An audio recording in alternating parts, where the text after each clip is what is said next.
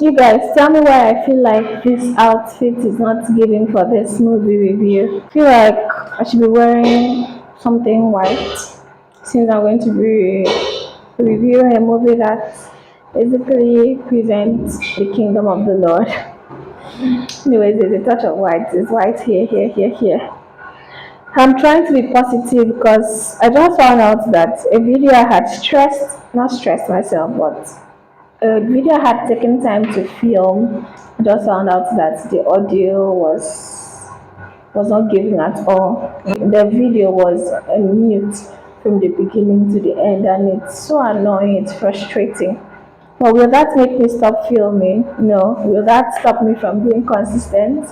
No. Will that make me give up? No. So on that note, hi guys, welcome back to my YouTube channel. It's me, F to the A to the V to the O to the U to the R, Favour, and I'm back again with another movie review. And this time we're reviewing, drum roll please, Alcohol. Please pardon any background noise you hear. Sound construction is ongoing behind where I work, so it's stressful, it's straining, it's draining, and that won't stop me from filming for you guys. So I'm here to review Altar Call. First off, I feel like the movie is actually very emotional. It's highly spiritual on my own path, the way I see it. So the movie is all about Demi. What was I son name? Okay, first off, it's a 56-minute movie. It's not even up to an hour, but it spreads a very big message. Like the way I've seen it, the movie is just, I don't know. It's very personal. It's very touching. We'll get to that part. So Altar Call was being produced and posted on Kunle Remi TV. We all know Kunle Remi now. You don't know him. Here is his picture. Kunle Remi TV.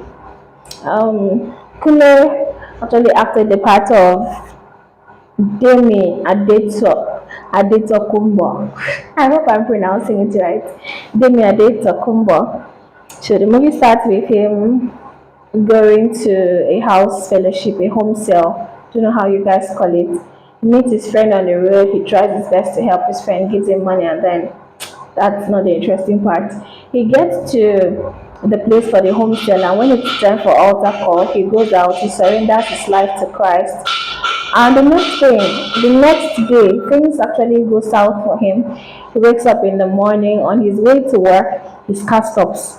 Like he was late for a meeting at work. He jumps a bus, and while in the bus, as he's about to step down, his work attire gets turned. He arrives at the office and he's late.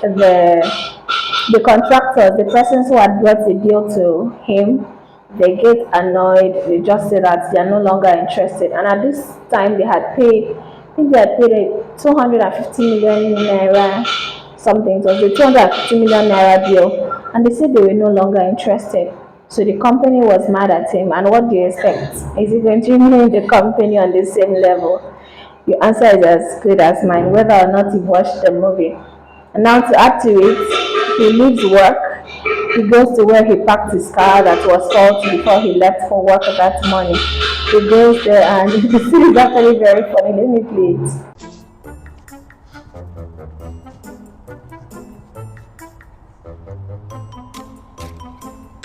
I parked the car here.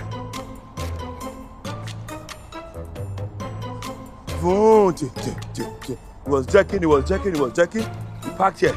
Bam. I opened the door. I came out of the car. I closed the door. I went to the bonnet. I opened the bonnet. I checked inside. I stood like this, and I saw Nnamdi. I parked black BMW. Tell me say you. Why you go? Tell me say you don't see my car. Why you go?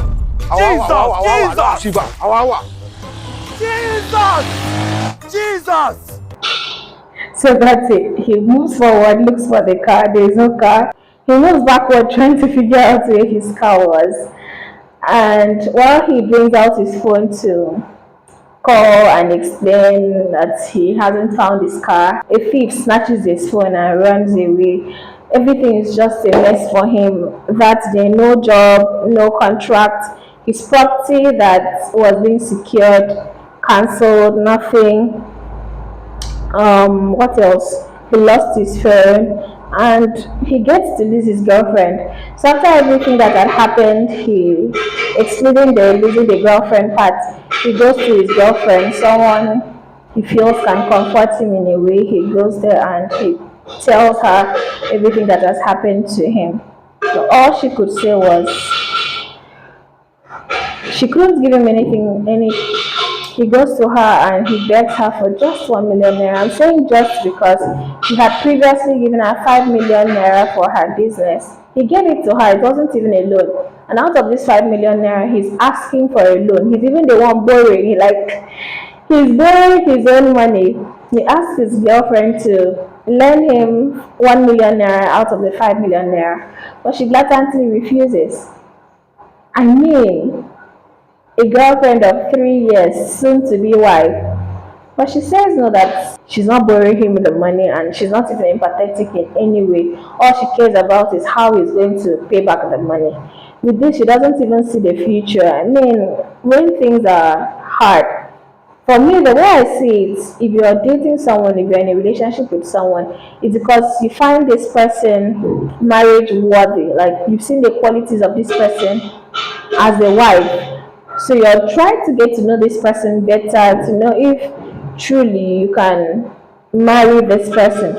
So from that angle, I'm seeing it as this man being ready to get married to her. I mean, obviously that's why he was dating her.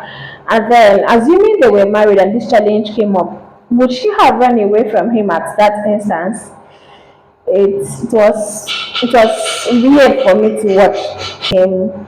She tells him to go back and make money, and once he makes money, he should come back and talk to her. Like men, like men, like. Okay, that's not the idea of this comedy. Maybe in the comment section, if you see the comedy, it's like men, like men, like. But in this case, it's not men. It's actually a woman that did this to him. It was so sad to see. Then the next scene, he goes to the pastor through whom he had given his life to Christ, the pastor who had made the altar call, who had prayed for him. And then that's the part that touched me.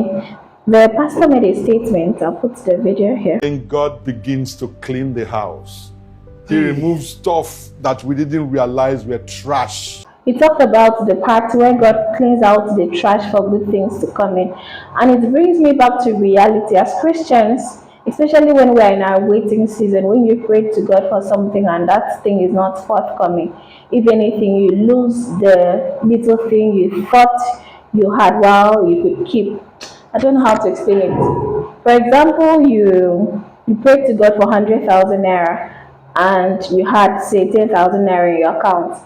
And somehow the money is being lost, maybe you spend it unnecessary or something, an emergency rises and you end up spending the 10,000, the 100,000 you prayed to God for, you not seen it yet, and then the 10,000 naira that you had that you decided to keep to manage till God finally answered your prayers of giving you 100,000 naira is being taken away from you by emergency or whatever means, and then you're thinking of it. I mean, God really doesn't love me.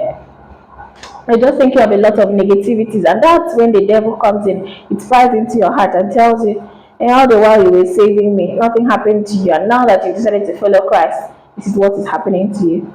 But the Bible says in Jeremiah chapter 29 verse 11, "For I know the thoughts I have towards you, thoughts of good and not of evil, to give you a future and a hope."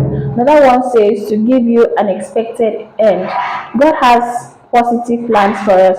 And in the case of Remy, he was trying to wipe out the negativity, the trash that he had seen in his life. So I'm trying to look at the video from a positive angle. Let's assume he had signed the contract for his company. Something would have gone wrong. Maybe he would have gotten into more trouble than he already was in. And then his phone, I don't know, maybe something fraudulent would have been found in it, his car, maybe he would have had an accident, he had driven that car to work, then the girlfriend, maybe she would have cheated on him and would have left him heartbroken, disorganized, disoriented. I mean, a lot of thoughts.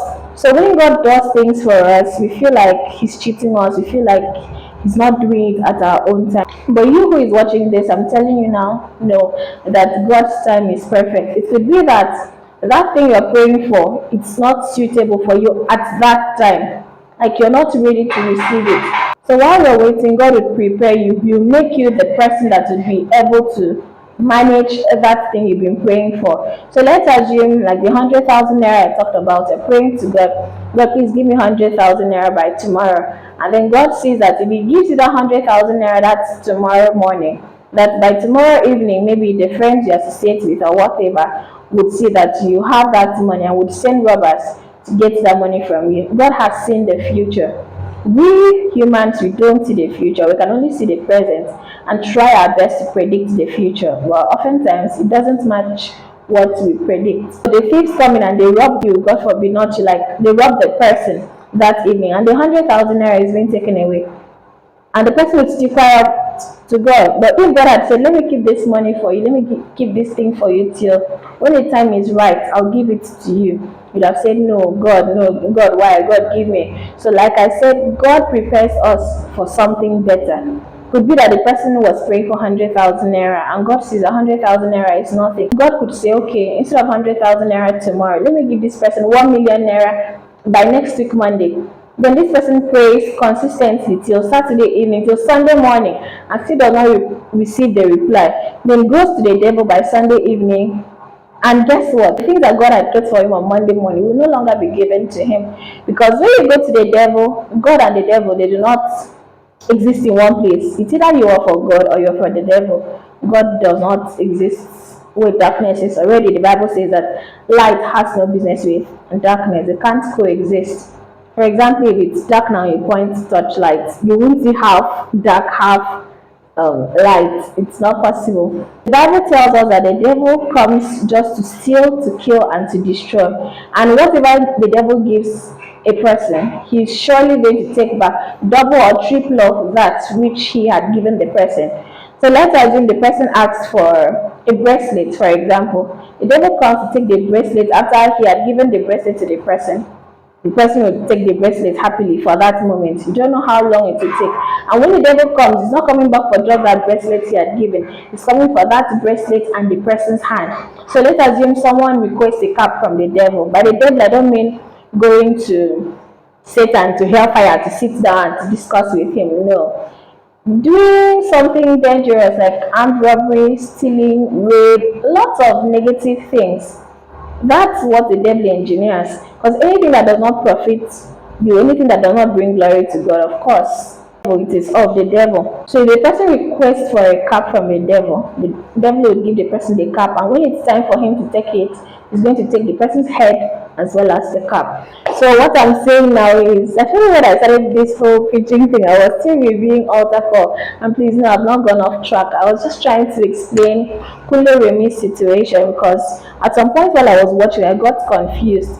But then I had this clarity, and that's the clarity I just finished sharing with you guys. So when you give your life to Christ, there are things that you've seen in your life that are looking good for you at the moment. They're looking like the perfect things ever. You're like, yes, this is it. But God has seen it in future that this won't be right with you. And He takes it away now. And you get angry. Like Kunle Remi, he gave his life to Christ the previous day. And because of everything that had happened to him that day, like the day after, he decided to take his life back from God, which doesn't sit right with me. I know everyone is different. I know that we go through different situations. It's not easy. I mean, a man who slept very rich with a phone, a car, a contract worth 250 million naira, a property, a girlfriend that he was hoping to marry. He wakes up the next morning, and before the end of the day, no girlfriend, no phone, no car, no contract, no property. He feels empty, like he had given his life to Christ through the pastor. So he went out to the pastor and told the pastor to take his life back, like he should take his life back from God and give the life back to him. But it wasn't possible. So he went there. Okay, I know you've noticed that it's a new background. Yes, I had to leave my office. The noise there was becoming too much, and I need to finish this review. The moment he goes to the pastor, and the pastor says no, that God is trying to clean out his life for him, he's just taking out the trash from his life at the moment. He goes home and he decides to end it off by committing suicide, and he carries a knife to stab himself. At that same moment, that's when robbers enter the house, and after sharing his story with them, they become very compassionate. They tell him about their own lives, and in the end, give him some money to take care of himself, to buy protein and the rest. And it was really touching because these people came to or went to Kunle's house to steal, but they left behind the part that they were sinners, like they were there to steal from him, but the biblical side of them, the compassionate side of them, the Christian part of them came out, and they tried to console Kule, telling him that all hope was not lost.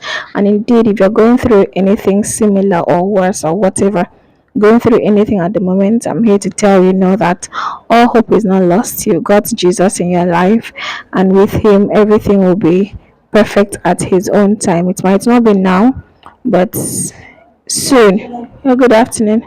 Soon you'd see that God's plans for you are best, and his timing is perfect. And back to altar call, he sleeps off, wakes up the next day, and apparently everything had been a dream. But as he steps out of his house, he drives his car, and at the same spot where the car had stopped in his dream, the car stopped once again at that spot, and then he started reliving the dream that he had of everything that was going to happen. And then the movie ended, but I didn't like how the movie ended and where it ended. I mean, it's a bit vague for me. I don't know if you guys liked the ending or understood it, but to me, I really don't understand that part. But if you understand the part, please let me know in the comment section. Let me know why it was cut off that way. That's just the only vague part for me. But I feel like the movie was actually a very good movie, a blessing. The only part I didn't like was the ending, and that was it. So altar call, I'll give altar call a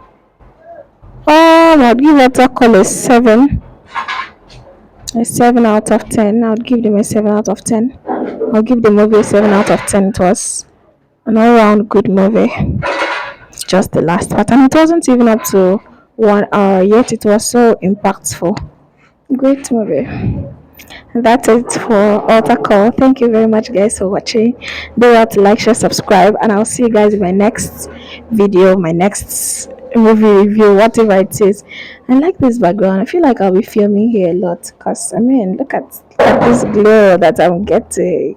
The sun is not even here, like the sun is not shining directly on me, but skin is skinning. It's not clever. We're getting there. And that's it. Thank you guys. See you again in my next one. Bye. The place I went to. This right. I'm just looking for a good place. Okay, I just returned from the part of the office that I went to film just because the work going on at work, like the construction is crazy. Well, I'm just so proud of myself. Today has really been productive. I filmed, say, 3 videos today. I'm still going to edit them, but I've been very productive. I'm so glad that today has been great. I don't know where you're going to see this vlog, but please do well to like my videos, share, subscribe, and I'll see you guys in my next video. Let me know. I don't even know what I want you guys to let me know at this point. You guys have been filming for hours non-stop, watching movie, filming, a review. Oh, I'm drained. But we keep doing the work. We keep trying our best to be consistent. See, consistency they cry. Like, I'm going to be giving you guys this back to back to back. So you guys stay tuned. Be sure to subscribe. We will need this good stand to be dressed. Okay, I'll just leave it here. And wow, this is natural lighting. There's no lights anywhere around here. It's just the brightness outside, and it's giving. Where was I? Oh my goodness, it feels like out here it's noisy, but we'll manage. So, you guys, I hope you're hearing me. And let me just hold this microphone so we'll be safe.